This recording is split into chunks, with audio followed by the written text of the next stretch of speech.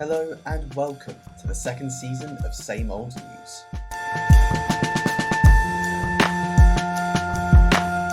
Episode 1. The Obedient Servant of the Public. Hello everyone and welcome to the second season of Same Old News, the show which analyses the press of the past to show how not much has really changed. I'm your host Josh, and in this season, we're switching focus. One way which we can analyse the press is through individuals. What papers they wrote for, what their outlook was, who they associated with, and what that would mean for the conservative press of the period. And that is precisely what we will be doing in Season 2. The style of this season will be trying to put you in the rooms and meetings that these individuals had, trying to break down them and their place in the printing world of the late Georgian period. Now, this leads to its own issues with writing narratives of individuals. We usually don't know for certain what was specifically said, and to an extent historical figures can at times be unreliable narrators.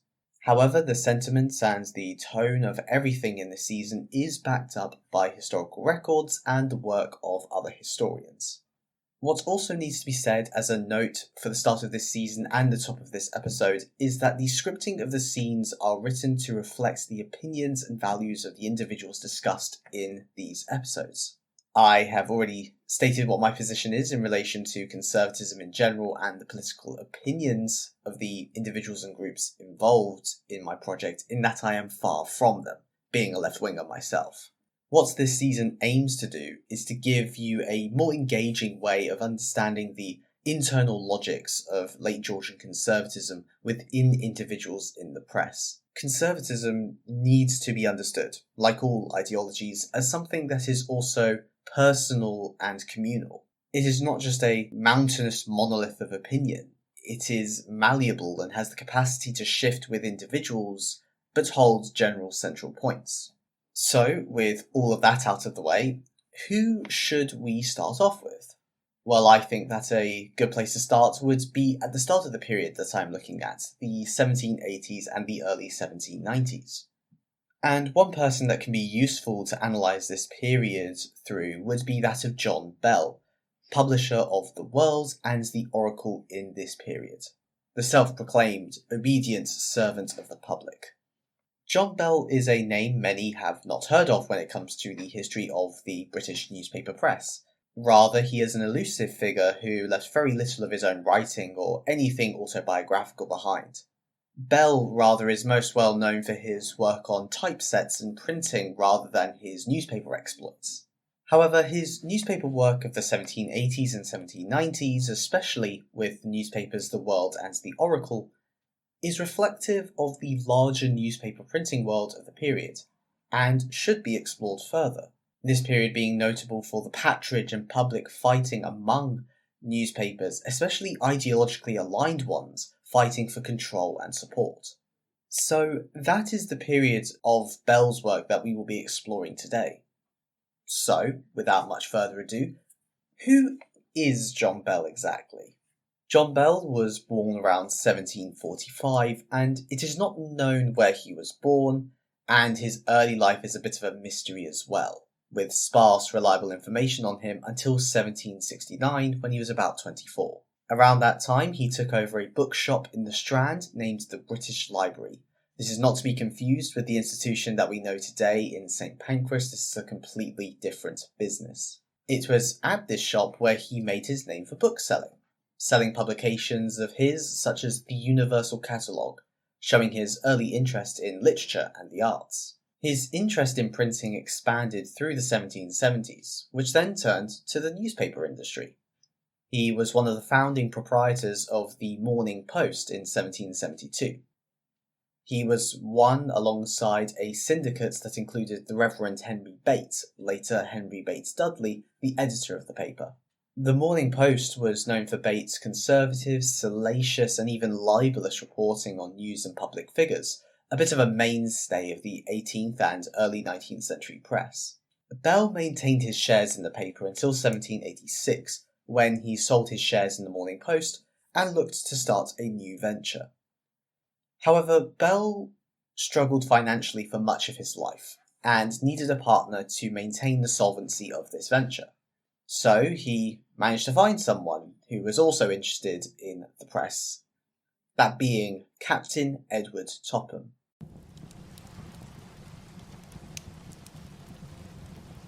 It's June 1786, in the house of John Bell.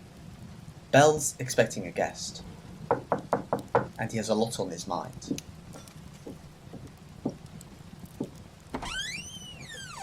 Captain Topham, what a sight for sore eyes. Happy to see you on this fine evening. Mr. Bell, I do hope all is well. Well, where are my manners? Do make your way inside. Do remember, though, that you can just call me John. Well, I am more one for formalities, Mr. Bell. How goes the printing business, though? Generally fine. The opposition papers are making things up every day, libelling the good people of this country. Little to speak of otherwise. Does the same go for you and the Morning Post? Hard to say, Captain. I sold my shares in that venture the other week. What the Ministerial Morning Post does now is not my business. But what, Mr. Bell? Well, I have been thinking of publishing my own independent paper, as it were. Naming it has been difficult, but I have settled on The World. However, there is just one issue. I haven't the means to establish and maintain such a venture. A mighty fine venture, I say myself. I have been thinking of entering the press business myself recently. However, it is fraught with the dangers of libelous rancor, as you know very well. One advantage that I have, though, is the financial means to establish a journal. However, I do not have the printing machines or those sorts of resources. But you do, Mr. Bell, on the Strand. It seems we may have a shared interest, but a different problem. Indeed we do, Captain Topham. It would sound like a very prosperous working relationship. I would have a couple of terms, though, if we were to engage in business together. And what would those be? The only things I would demand are a majority stake as the financial backer, and the editorship, of course. Those sound like fine terms to me, Captain. As for my terms, those can be discussed at a later date. They're not as important as yours are, considering you would be the main financial backer. Do we have a working partnership? Indeed we do, Mr. Bell.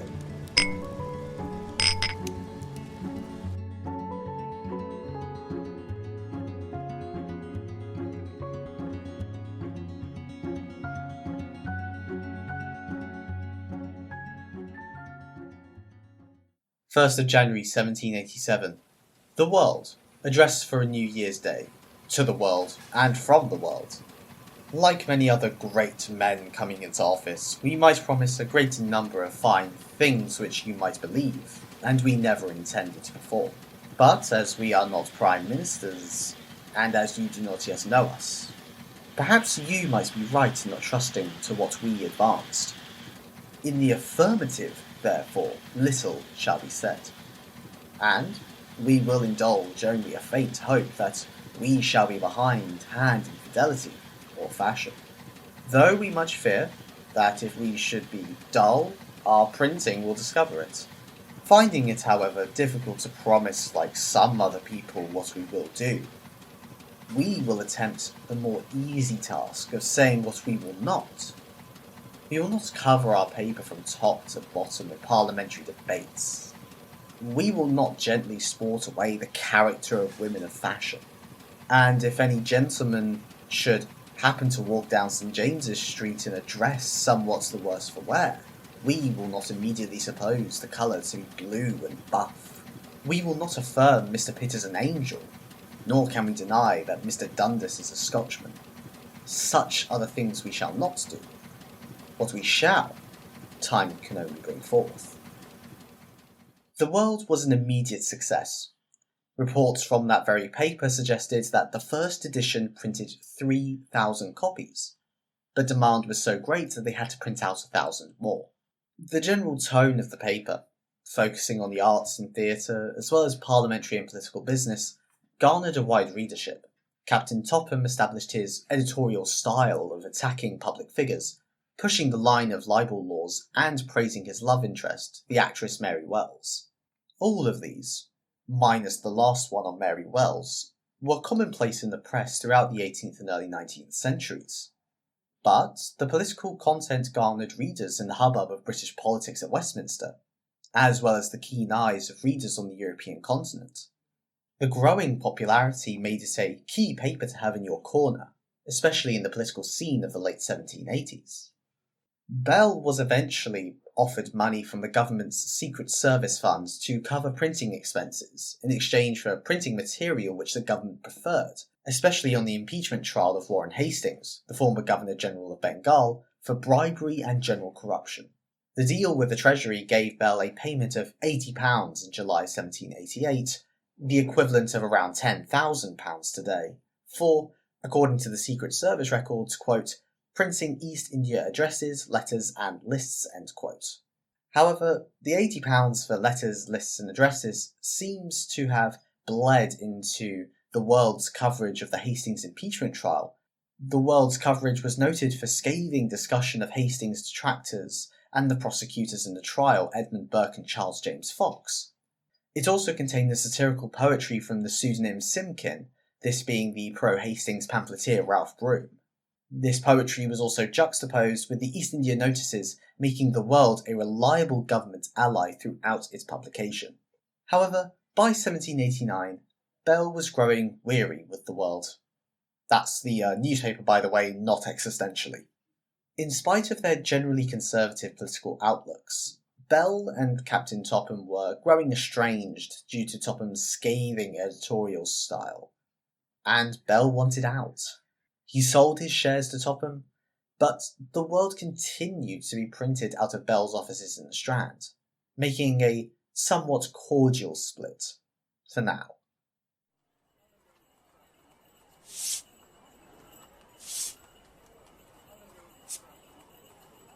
It's the 9th of May 1789, in Bell's offices in the Strand. John Bell is getting on with his daily business of proofing publications and designing new typesets. His morning is interrupted, however, when two familiar men enter his office.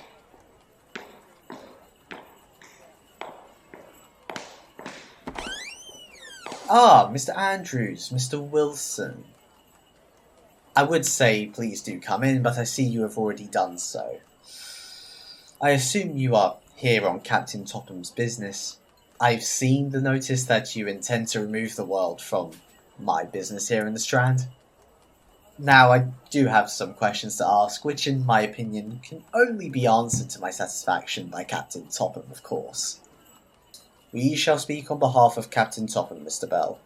Topham will not come, and myself and Mr. Wilson can take upon us to answer any questions you can propose respecting the business. Well, Mr. Andrews, I must ask whether you are fully in possession of Captain Topham's sentiments and resolutions. Whether you are competent to answer my questions with as much decision as Captain Topham. I assure you, Mr. Bell, we are competent to answer any questions respecting this business. We know Captain Topham's motives and sentiments. Well then, fine. Has Captain Topham any cause whatever, directly or indirectly, to complain of the management of printing the paper, or otherwise in reference to myself, or to any person concerned under my direction in the paper? I shall answer this one, Mr. Andrews. None in the world. No cause of complaint whatever. Captain Topham's only reason for removing is that the business of the paper is increased. He finds it inconvenient to have the printing office and other offices separate. He wishes to have them all together, and that is his only motive. Well, that may be the only motive that you are aware of, Mr. Wilson, but however, we shall move on from that. Mr. Wilson, though, you were present at most of my agreements with Captain Topham, and therefore must remember that I am at perfect liberty to set up any other newspaper. Can you and Mr. Andrews now answer for Captain Topham that he is sensible of that privilege? And do you, as the friends of Captain Topham, answer for him and for yourselves that there will be in your minds and his no right of censure should I set up another paper immediately? I can speak on behalf of Mr. Andrews, Captain Topham, as well as myself, that you, Mr. Bell, have as much right to set up a new paper, or as many papers, as you please and when you please, as any one of us here. Captain Topham understands it so. Fine, I am satisfied. But tell him also I am at this moment decided and determined to start a new paper. Very well, Mr. Bell, we shall inform Captain Topham of that. Good day. Let me show you out, gentlemen.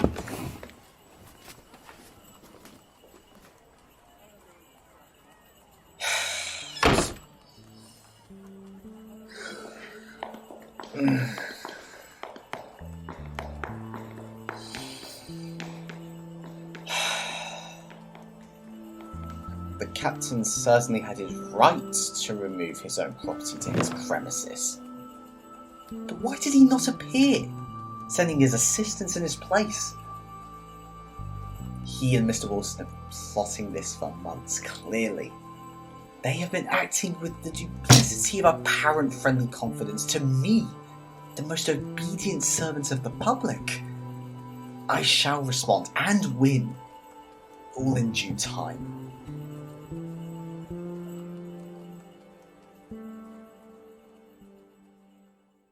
This conversation gave Bell the perfect opening story for the first edition of his brand new newspaper, The Oracle, or Bell's New World.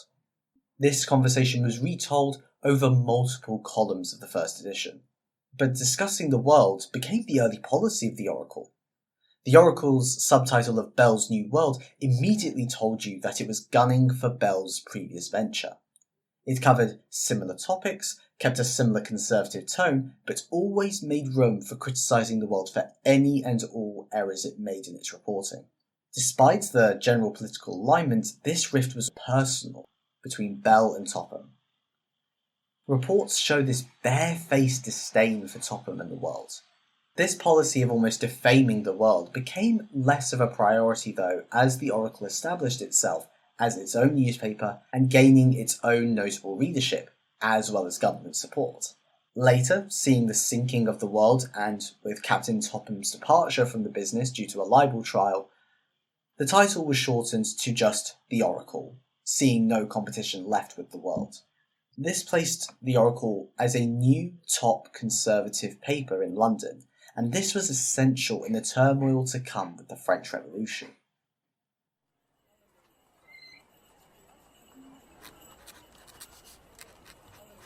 Fast forward a few years, and it's late 1793, in John Bell's office in the Strand.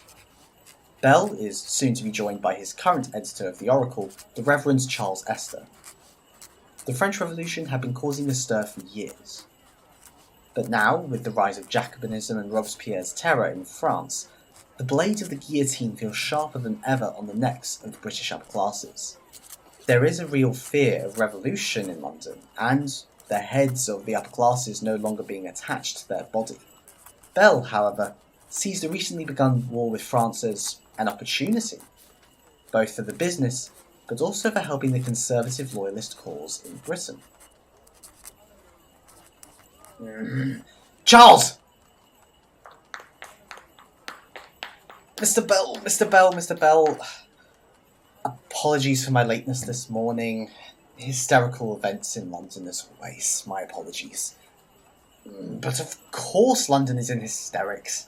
There is a threat of death, loss of property. Our perfect Protestant constitution is at risk from these Jacobins, Reverend.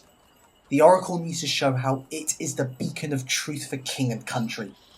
Well, the pressmen are doing their part, Mr. Bell. There are many publications, newspapers, periodicals, and pamphlets speaking highly of the King and Mr. Pitt's government. It is a well-oiled machine, is it not? That is not enough! Especially when all the loyal anti-Jacobins are fighting amongst each other for who is the most loyal. We need more. The people. Mr. Burke's swinish multitudes, they are not yet convinced. They're never convinced. Always so fickle, changing their minds with each passing day. Priestley and Paine, they're writing, talking of democracy, natural rights, getting rid of the king. Their work is being read in the coffee houses, the ale houses, the pubs, in people's homes, Reverend. There are Jacobins and radicals amongst us and we do not know where. We still need more. Besides, we're still low on funds even with the help from Mr. Pitt's government. Well, what do you suggest, Mr. Bell? We are doing everything we can as a publication while the government is at war with the Jacobin French. Well, we could show how well the might of the British Army is doing in our reporting. Give people something to smile about. Mr. Bell, I hardly need to remind you that communications from the battlefront are limited at best. Even the mere scraps we do get are quoted in every paper, including ours. If you want to report more on the French war, we need something different, Mr. Bell.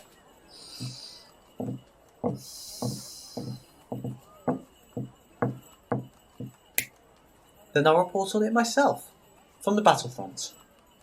You are saying you will just walk into France, into Flanders, without anyone impeding you from doing so? Precisely, Reverend. Always a sharp mind you have. That is why you're my editor. John, I don't... Perfect. My bags will be packed by this evening, and I shall get on the first ferry to France, preferably Pas de Calais. I will maintain a correspondence, don't you worry. When I have something worthy of publication, I shall send it forthwith. Good day, Reverend.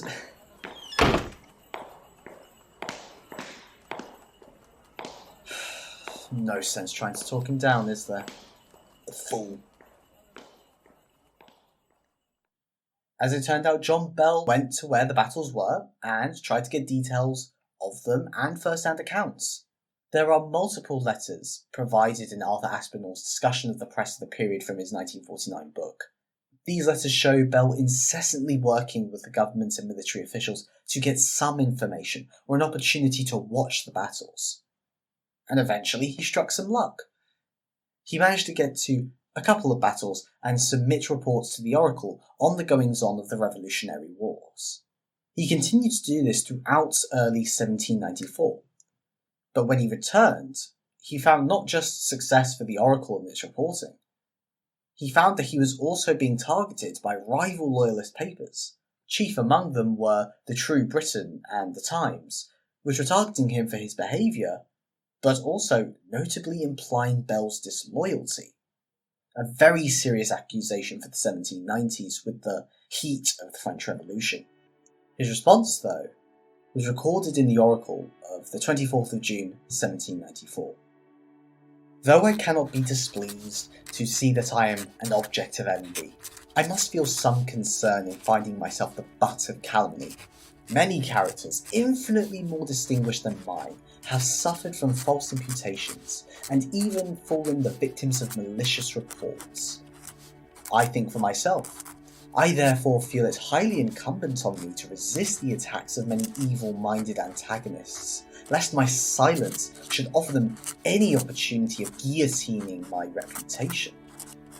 I lately made a perilous excursion through West Flanders. There I visited the field of contention, and, having had ocular proof of the sanguinary rage of the Carmagnols, I thought it my duty to transmit facts as they really were. Little did I expect that truth could be so obnoxious to a true Briton, so ill-suited to the times. Yet, no sooner did I return from my journey than I found two sturdy editors on my right hand and the other on my left, each of them exalted in his idea, for the purpose of effecting my disgrace. If our readers will please to peruse or call to their recollection the article that has so much alarmed the loyalty of these two astonishing pillars of the Constitution. They will be convinced that I've related every event, and that what I observed on the occasion was strictly consonant to the duty of a faithful subject. Yet, lo, by these pretenders to loyalty, I am called a promoter of Jacobinical heresies, and represented as a bloody satellite of Robespierre. And this because I, with disinterested and uninfluenced integrity, gave to my numerous readers the great events as they happened. My rivals may probably think, by representing me in the odious light of a disaffected subject, because not a servile one, that they will be able to build the fame of their ponderous half-told tales on my ruin. But the artifice is too gross to succeed. I will certainly not presume to put my abilities on a level with theirs, since we are actuated by different principles. But with regards to truth of representation and plain dealing, I need not hesitate to challenge a competition, well knowing they cannot equal my pretension till they become, as I am, the unbiased servant of the public, John Bell. It is with this letter that we're going to end the narrative. It reflects a lot that was going on in the early 1790s. As an echo of the conservatism of 18th century Britain. It was Bell's time in the World and the Oracle that established the Bell name in conservative journalism, later working on Bell's Weekly Messenger, the Constitutional Classics, and La Belle Assemblée, all extremely popular publications.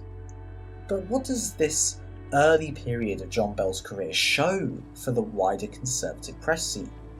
With the article that we just finished with, we see mainly the splits between the conservative and loyalist press, which took the image of, for the time, libelous accusations, and questions on the loyalty of public figures and pressmen. Libel, insulting the private lives of public figures, and defaming public characters was commonplace in the press and didn't die out in the 19th century. But it was also a very contentious issue. Where was that line between private and public? What could you say about your opponents and what could you not say? The idea of what was private and should be left alone and what was public and could be commented on was constantly shifting depending on who you asked and what motives it served. Some of these clashes may have been on policy and political ideology, but these were less common. It was more a clash of personalities and a strident competition for the eyes and attention of the reading nation. It was these papers in the 1790s that, on top of novels and other pamphlets, rode the established conservatism of the 18th century, as well as the growing loyalist sentiment in the wake of the French Revolution. To an extent, they won that rhetorical and verbal war against the radicals and the quote-unquote Jacobins. And it was these logics and rhetorics, private and public comment, deriding public figures, that the conservative press would make use of throughout the late Georgian period when fighting against reform-minded writers on issues such as corruption, slavery, the political rights of Catholics, and so on and so forth.